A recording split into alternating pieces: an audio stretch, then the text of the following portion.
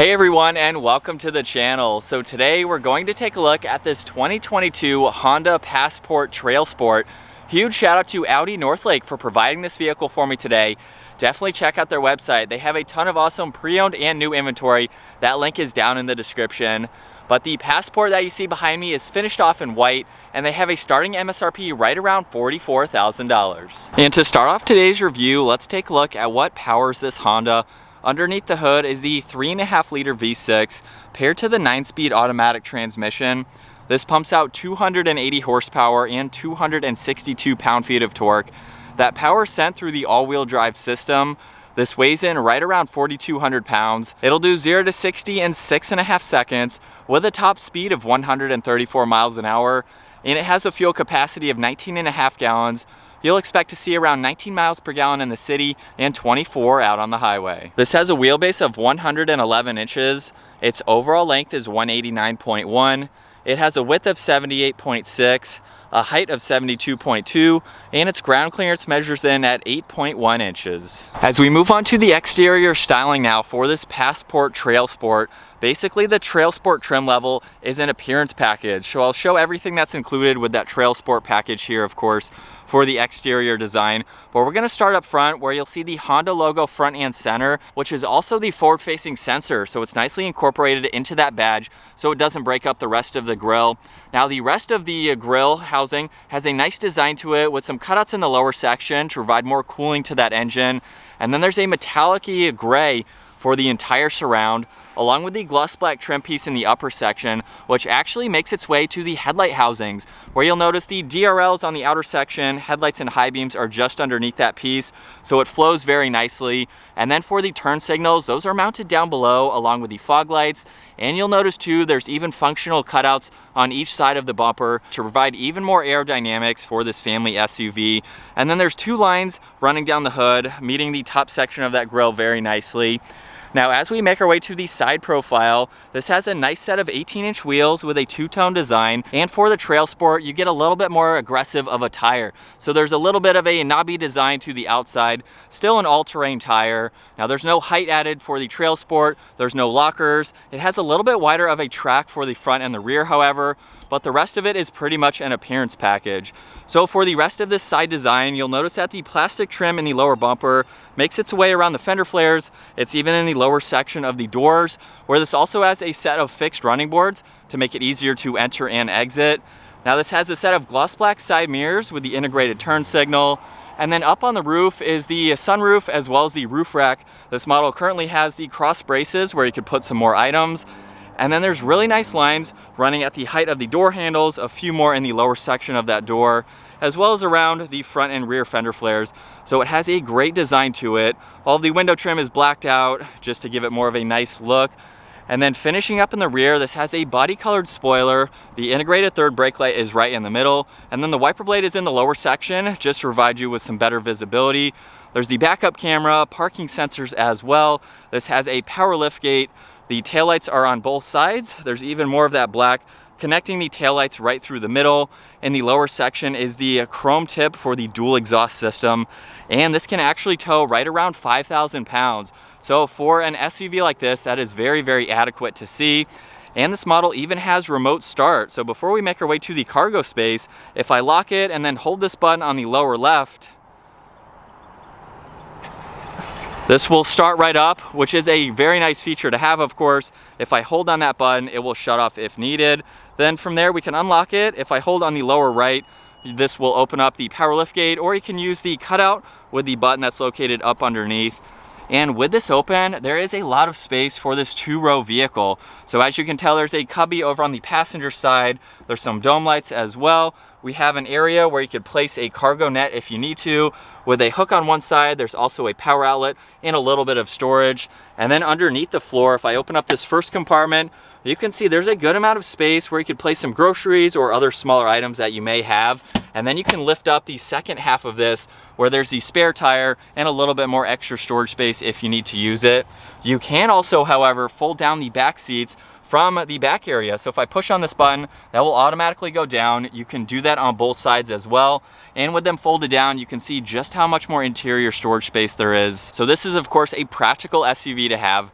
Now for this power liftgate, like I mentioned earlier, there is a button right in the middle where you can use to open up the liftgate. The one on the right side will actually lock it, so it's nice to have that. And then over on this right side, you can push on that button and it will automatically close. So you don't even have to have your key out in order to gain access and to lock for the rear cargo area. Now, as we make our way to the back seats now, when I open up this door, you'll notice that the door panel has a nice design to it.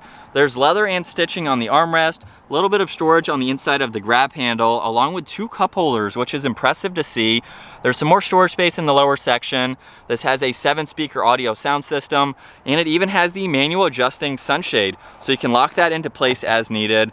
A little bit of plastic in the upper trim there, but there's also some leather on the insert just underneath that. Now, as we work our way to the interior, you'll see there's more leather on these seats with more of that stitching. Definitely has a great design to it. These seats can also slide forwards and backwards, so there is a handle in the upper section. You can use that to slide them forwards and backwards, just depending on the legroom that you need. And at 5'10", I can make my way into the back. This is a very low vehicle, especially with it having that running board. Super easy to get in and out of. Now there's a storage pocket behind both front seats.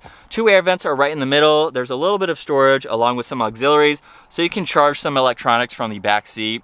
Now at 5'10", I have plenty of room for my feet and my legs, and about 3 or 4 inches above my head. So you could be taller than me and still fit very comfortably in the back seat, making this that much more practical. You can have full-size adults in the back of your Passport. Now right in the middle, if you don't have a center passenger, you can pull this down where you have the armrest and 2 cup holders, and we can get a good look at visibility. It is very, very spacious and open feeling, especially in the back seats. So that is of course great to have. Now, as we make our way to the front seats, the door panel's finished off just like the rear. However, there's the addition of all the window controls, lock and unlock, even memory seating adjustments. You can also release the liftgate as well as the fuel cap, and there's even a split level for the storage for the driver door panel. So that gives you a lot more space, which is of course great to have. And then looking at these captain's chairs, you'll see Trailsport in that orange color with all the stitching and of course the rest of the leather seats, which are automatic. So all those adjustments are down on the side and it is just as easy. I really don't even need that running board. It is a very low SUV. But as we make our way to the steering wheel now, you'll see it's completely covered in solid and perforated leather with more of that orange stitching. On this right side, there's a main screen button along with cruise control settings and the distance pacing, even the lane keeping assist. Over on this left side, you can see Bluetooth and voice commands along with volume and some other controls and a home button for that gauge cluster, which we'll come back to. This even has steering wheel mounted paddle shifters.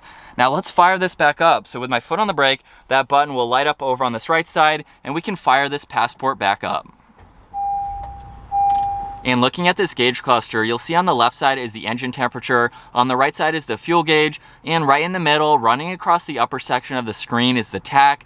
You can see what gear the vehicle's in, as well as miles per hour. And then just underneath that, you can go through a lot more information. So if I go to show and hide apps, you can actually pick what you'd like to see pop up and what you don't want to have pop up. So basically you can set presets for your home screen here, where currently you can see the trip computer just underneath that. So that's your distance, your average fuel, and your range. You can also look at the all-wheel drive torque system, so just to see how that's working and monitor all of that information. If I scroll down to phone, you can have that when you have that paired, of course. And then by clicking on the navigation, it will show you the compass there. And then we also have the music that you can look at and any maintenance along with seat belts. So when everyone is in the vehicle, you can monitor that. And you have a few settings that you can go into along with a blank page and the units. So if you don't want anything to pop up, you can have that shown. So it's nice to have all of that front and center. Not a whole lot of information, but it's some usable information that you need to have. There's the outside temperature as well and the odometer in each corner. And then as we make our way to the left side of the steering wheel, we have a lot going on. There's an eco button along with all the side mirror adjustments, which are power folding. So if I push on that button, they will automatically fold in, of course. Just underneath that, you'll see the parking sensors. There's the rear defroster along with the lane keeping assist, traction control, and then this is the forward collision. So it's nice to have that. There's also one air vent on that side. And as we make our way to the 8-inch touchscreen system, there's a lot more info to go through.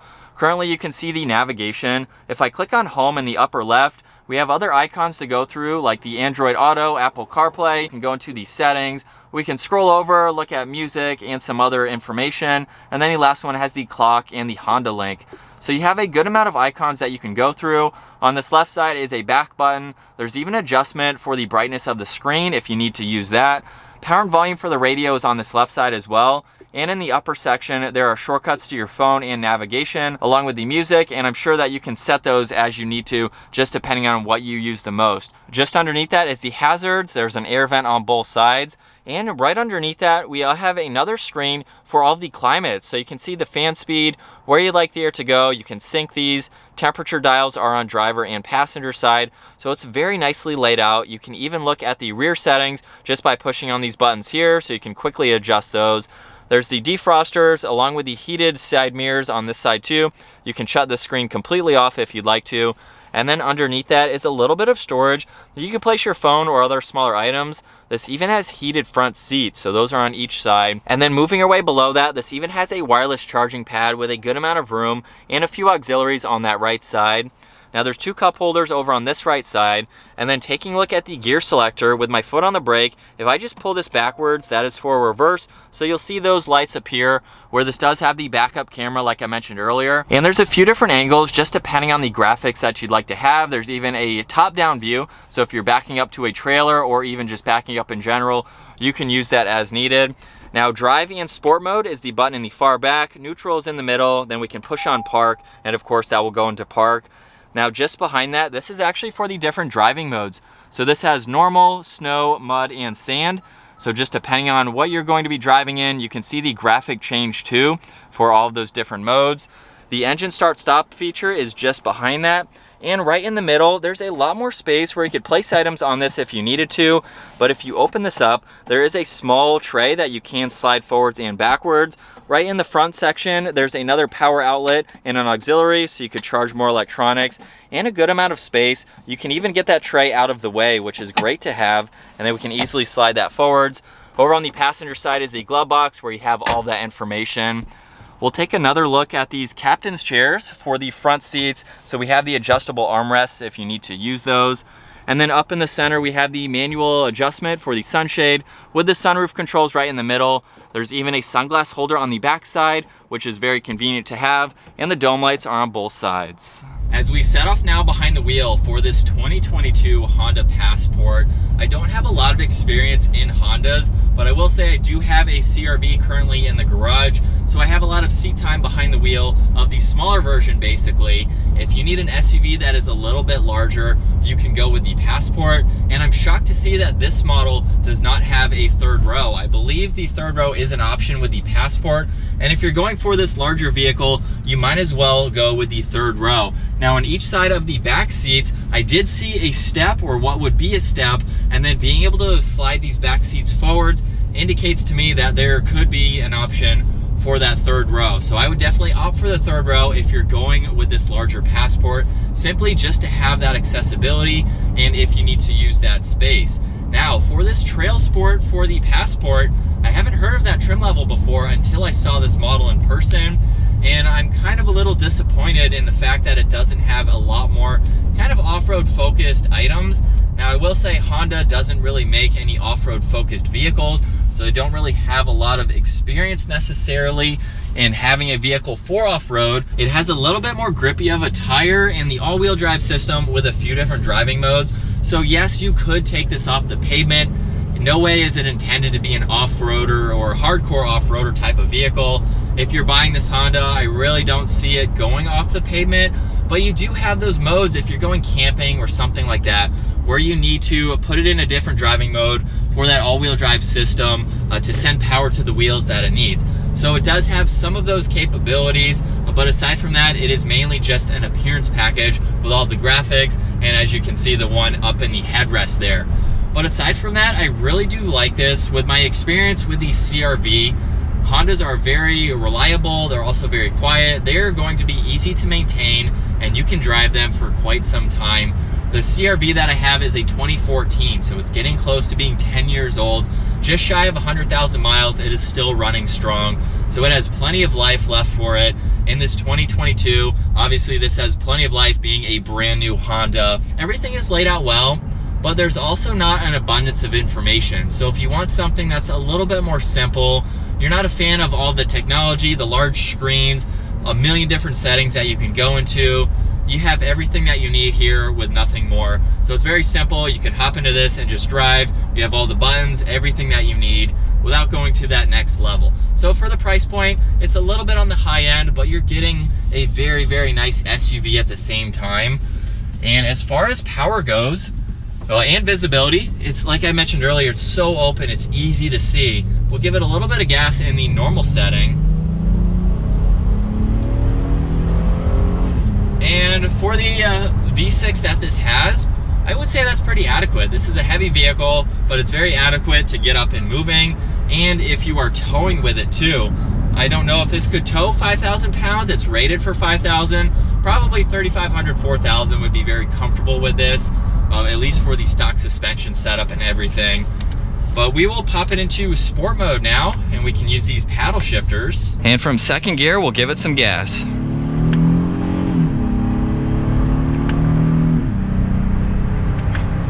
Now, I won't say the paddles are the most responsive, but honestly, that was very impressive.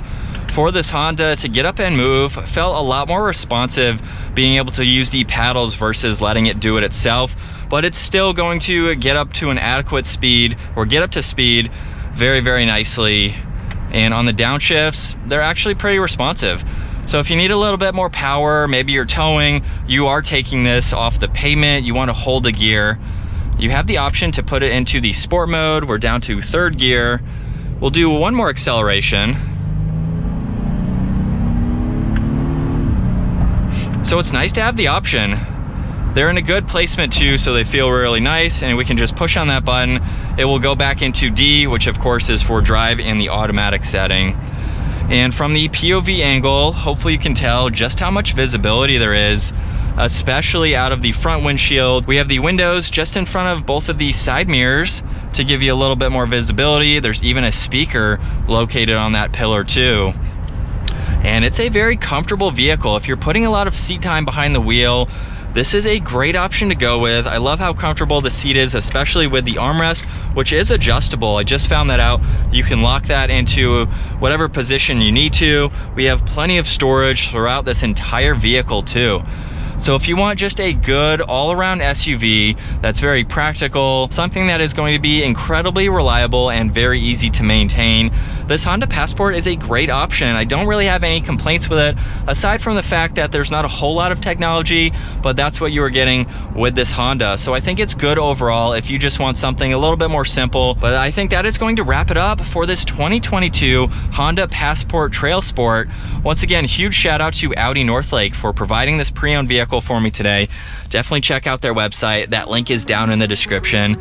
And if you enjoyed today's video, make sure you give it a huge thumbs up and consider smashing that subscribe button so you don't miss out on our daily uploads.